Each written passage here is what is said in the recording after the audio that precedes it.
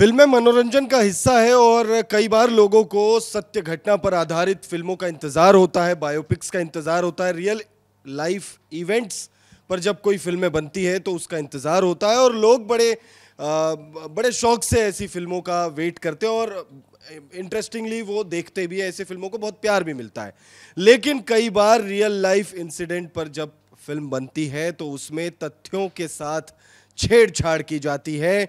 और ताज़ा मामला है IC 814 वेब सीरीज जो कि नेटफ्लिक्स पर रिलीज हुई है। और इस वेब सीरीज को लेकर मामला इतना ज़्यादा गर्मा गया है कि भारत सरकार अब इसमें कूद पड़ी है और नेटफ्लिक्स इंडिया के जो चीफ है उन्हें तलब किया गया, वो पेश भी हुए और अब उनसे जो है सवाल जवाब होंगे। आगे क्या होगा ये तो खैर देखने वाली बात होगी, लेकिन इस वेब सीरीज को लेकर एक्चुअल मामला क्या है, कांधार हाईजैक को लेकर ये वेब सीरीज बनी है और इसी को लेकर मामला जो है वो गर्मा गया है। और मामला क्या है, क्यों इस पर इतना ज़्यादा बवाल मचा हुआ है, क्यों ये हीटेड टॉपिक है, सोशल मीडिया पर क्यों ट्रेंड कर रहा है, इसे जानने समझने के लिए हमारे साथ मौजूद है हमारे सहयोगी प्रकाश ललित। प्रकाश भैया, क्या है IC 814 से रिलेटेड पूरा मामला? देखो, कांधार हाईजैक पर एक सीरीज आई है, अनुभव सिन्हा ने डायरेक्ट की है, नेटफ्लिक्स पर ये सीरीज आई है। और मतलब जब से ये सीरीज आई है, जिन लोगों ने देखा है, मैंने देखा है, तो उसमें जब देखोगे ना तो तुमको 50 चीज़ें ऐसी लगेंगी जिस पर आपत्ति है। लेकिन अब फिर आपको ये लगेगा कि इस देश में सेंसर बोर्ड है जो देखता है, फिर फिल्मों को प्रमाणित करता है, फिर उनको रिलीज़ करता है। इस देश में जो तथ्यों की छेड़छाड़ जैसे कह रहे हो, बॉलीवुड का पुराना नाता रहा है कि इतिहास को तोड़ मड़ोड़ कर पेश करना, सही घटना को तोड़ मड़ोड़ कर पेश करना, सही कैरेक्टर्स का नाम बदल देना असल कैरेक्टर्स का, और गैर ज़रूरी चीज़ों को बहुत महान बता देना, ये पुराना सिंड्रोम है। इसको मैं मुगल सिंड्रोम कहता हूँ। बॉलीवुड के अंदर एक मुगलिया सिंड्रोम है जिसमें उन लोगों को लगता है कि मुगलों की कहानी एक तरह से उन्होंने हमेशा ग्लोरीफाई कर दी, और वही कहानी कांधार हाईजैक में हुआ। भाई, जो आतंकी थे वो आतंकी थे, ISI इसके पीछे था तो था, पाकिस्तान इसके पीछे था तो था। अब इसमें इन्होंने ऐसी ऐसी चीज़ें दिखाई हैं जय जिस पर आपत्ति है। और सबसे ज़रूरी बात तो यह है कि ये सेंसर बोर्ड में किन लोगों ने देखकर पास कर दी। आप एक और फिल्म अभी आ रही है, इमरजेंसी पर बनी हुई फिल्म है, इंदिरा गांधी से जुड़ी हुई फिल्म है, उसकी रिलीज रोक दी है, जो सही घटना पर आधारित फिल्म है, कहीं कोई दिक्कत नहीं है। लेकिन आपने क्यों रोकी है? क्योंकि कुछ संगठन उसका विरोध कर रहे हैं, तो सेंसर ने उसको रोक दी है। पास करने के बाद रिलीज डेट नहीं दे रहे हैं। लेकिन अनुभव सिन्हा की ये जो सीरीज़ है, इसमें जो सब हुआ है और जो सब करने और दिखाने की कोशिश की गई है, जब आप वो सोचेंगे तो आपको ये समझ में आ जाएगा कि कैसे बॉलीवुड ने साल दर साल इस देश में एक तरह का मुहिम चला रखा है कि वो आप तक सही इतिहास आने ही नहीं देता है। वो इतिहास को अपने हिसाब से डेंटिंग, पेंटिंग, पोस्टर के साथ उस गंदी तस्वीर को, जो गंदी तस्वीर है, गंदगी है, उस गंदी तस्वीर के ऊपर वो आपको एक बढ़िया सुनहरा तस्वीर दिखाना चाहता है कि नहीं नहीं, वो तस्वीर गंदी नहीं है, वो ऐसे, वो आतंकवादी नहीं है, वो रेवोल्यूशनरीज हैं, वो आंदोलनकारी हैं। इस तरीके से अगर अनुभव सिन्हा ने ये किया है, और सबसे बड़ी आपत्ति आप ये देखो, लोग ये कहते हैं कि जी BJP सरकार है, राइट विंगर्स की सरकार है, सेंसर बोर्ड में उनके लोग बैठे हुए हैं। ये कैसे हो रहा है? फिर ये कैसे हो रहा है कि इस तरह की चीज़ें आ रही हैं? और अब जब लोगों के बीच आ गई है, अब जिन लोगों को नहीं पता है कांधार हाईजैक था क्या, उनके लिए लग रहा होगा, उन्होंने तो, अब भाई जिन बच्चों की 90s में जन्म नहीं है, जो 2004-2005 में जिनका जन्म हुआ है, उनको तो अनुभव सिन्हा ने बता दिया ना कि यही थे, ये भोला और शंकर थे, हाईजैकर्स थे। जबकि भोला, शंकर, डॉक्टर और चीफ, ये बर्गर, ये सब कोड नेम्स थे अजय। जो कांधार हाईजैक में जो आतंकी शामिल थे उनके कोड नेम्स थे। सारे के सारे मुस्लिम थे, सारे के सारे पाकिस्तानी थे। सबको ISI हिदायत दे रही थी। काठमांडू से जो प्लेन उड़ा, जो दिल्ली में, अमृतसर में पहले लैंड करता है, जिसको दिल्ली आना था, उसको हाईजैक किया जाता है। 5 लोग होते हैं जो आतंकवादी, 190 लोगों का क्रू होता है, उसमें 190 यात्री होते हैं, 11 लोग, और माफ़ करिएगा 179 यात्री होते हैं, 11 लोगों का क्रू होता है, टोटल 190 लोग। उनको हाईजैक किया जाता है, उस प्लेन को 24 दिसंबर 1999 को वो हाईजैक किया जाता है। अमृतसर में पहले 24 दिसंबर को लैंड कराई जाती है, फ्यूल लिया जाता है और उसके बाद उस प्लेन को समझो लाहौर लैंड कराया जाता है, देर रात को दुबई लैंड कराया जाता है और 25 दिसंबर 1999 को वो प्लेन कांधार में लैंड होता है। कांधार में लैंड होने के बाद वो लैंड इसीलिए कराया जाता है अजय, क्योंकि वहाँ तालिबान का शासन होता है। तालिबान की रिजीम से हमारा कोई संबंध नहीं था, हमारी कोई डिप्लोमेटिक वो नहीं थे, काबुल में हमारा कोई दूतावास नहीं था, मतलब हमने कंसिडर ही नहीं किया था अफगानिस्तान तालिबान सरकार को। वहाँ निगोशिएशन मुश्किल था और बावजूद इसके वहाँ उन्होंने वो प्री प्लान के तहत ले गए। अब देखो सीरीज में इन्होंने क्या क्या दिखाया है मैं बता देता हूँ। सीरीज में इन्होंने ये दिखाया है कि जो आतंकवादी थे उनका मानवीय चेहरा दिखाया है, समझ रहे हो। आतंकवादी जिन्होंने 190 लोगों को अगवा कर लिया, जिसमें एक को तो बुरी तरह से घायल किया गया था, स्लिट कर दिया था पूरा गर्दन, बाद में उस आदमी का देहांत हो गया था, ठीक है।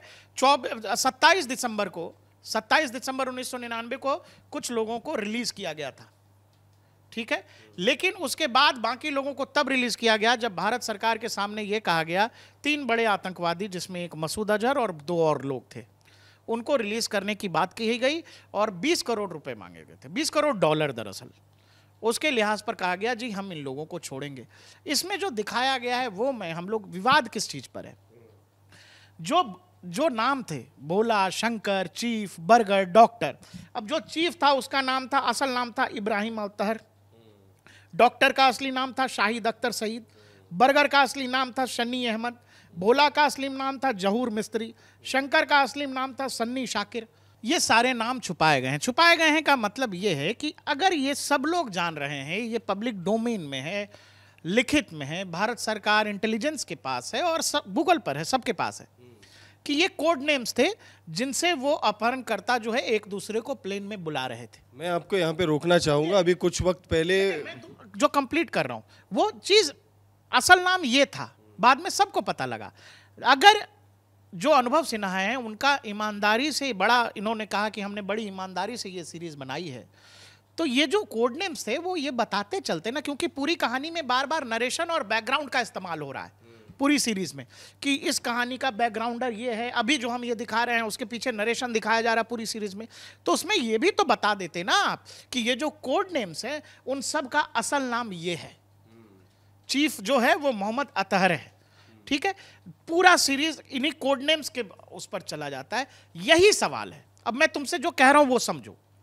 मैं 90s का हूं, मुझे पता है कि ये कोई भी अनुभव सिन्हा कोई भी सीरीज किसी और भी नाम से बना देता, मुझे पता है आतंकवादी कौन थे।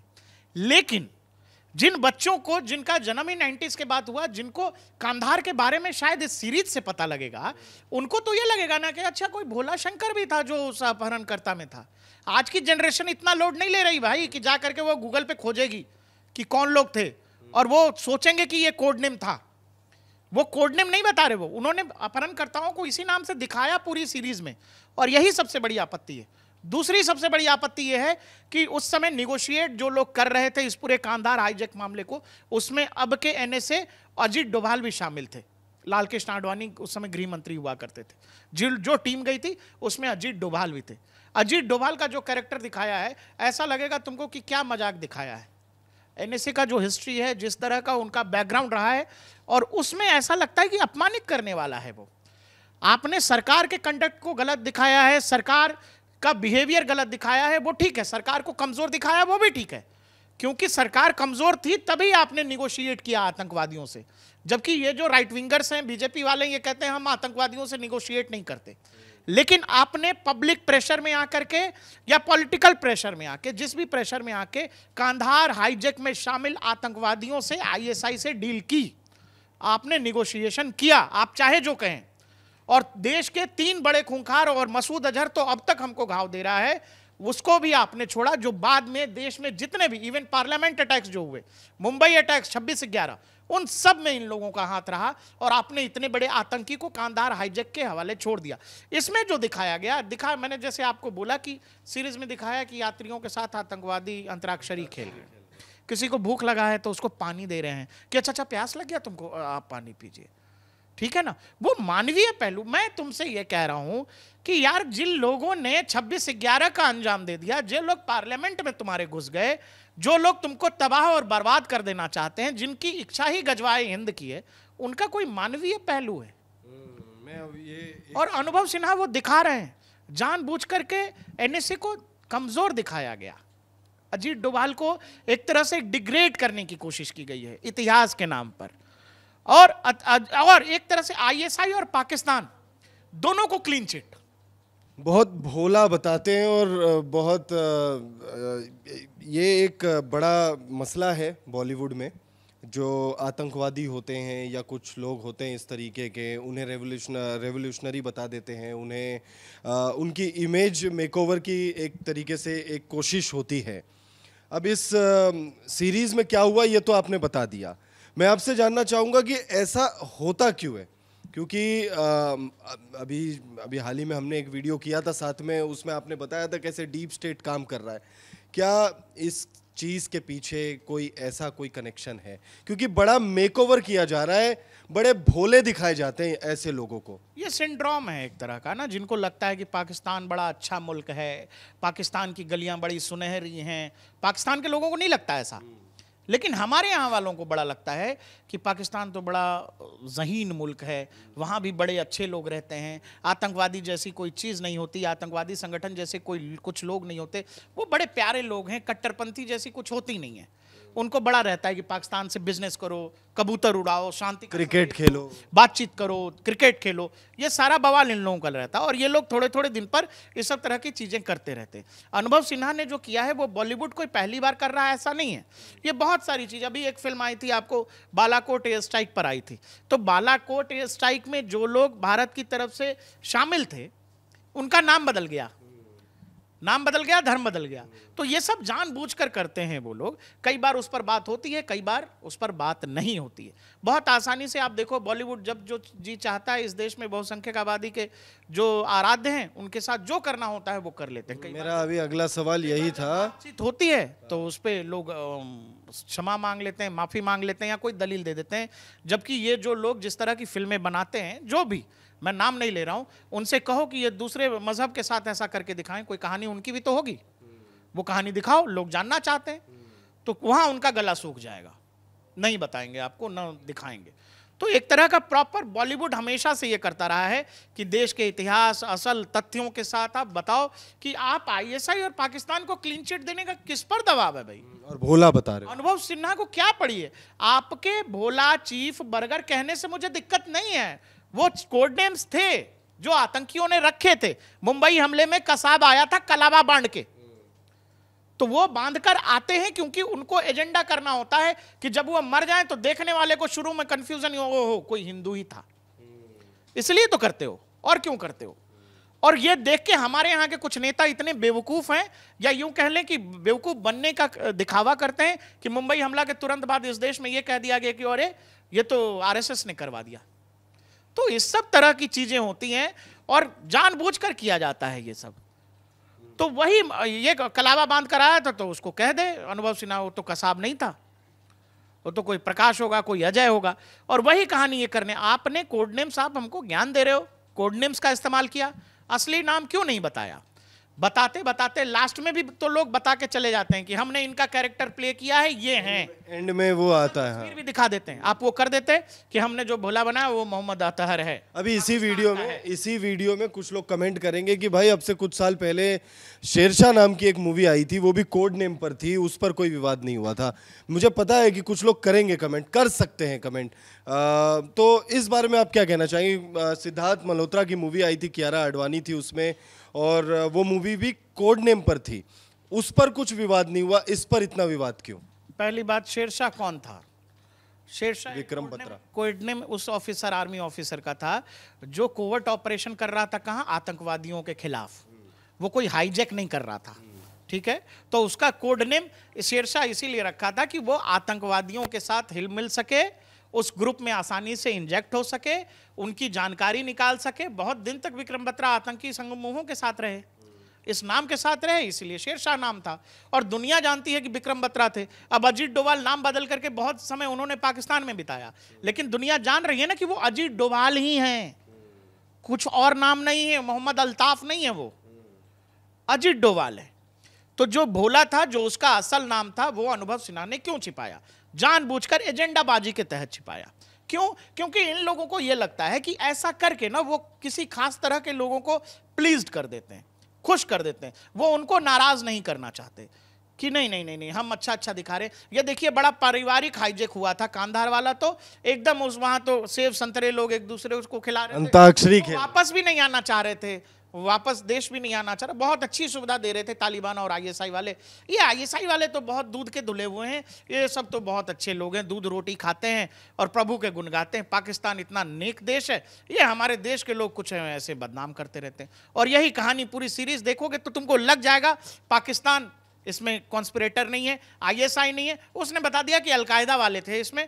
और अजीत डोभाल का जो चित्रण किया है, भारतीय सरकार कमजोर थी वो दिखाना ठीक है, लेकिन अजीत डोभाल जिस तरह का ब्रिलियंट आदमी है, जो कुछ उनके अचीवमेंट हैं, उनके साथ जो कुछ इस फिल्म में किया है वो केवल एजेंडेबाजी है और कुछ नहीं।